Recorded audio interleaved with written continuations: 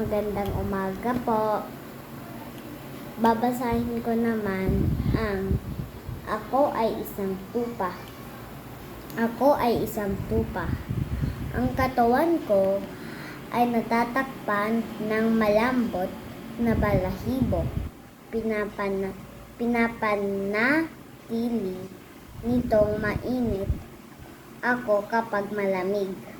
Ako ay kumakain ng damo at umiinom ng tubig mula sa batis.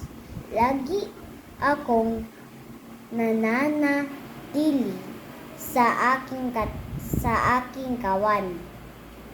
Ang balahibo ko ay ginagamit upang gumawa ng mga damit para sa tao. Ako ay gumagawa ng tunog na ganito. Ba! Ba!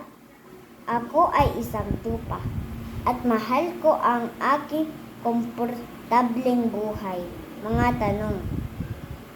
Ano ang nakatakip sa katawan ng tupa? Balahibo na malambot. 2. Ano ang kinakain ng tupa? Damo. 3. Saan umiinom ng tubig ang tupa? Sa batis. 4. Para saan ginagamit ang balahibo ng tupa? Ginagamit upang gumawa ng mga damit para sa tao.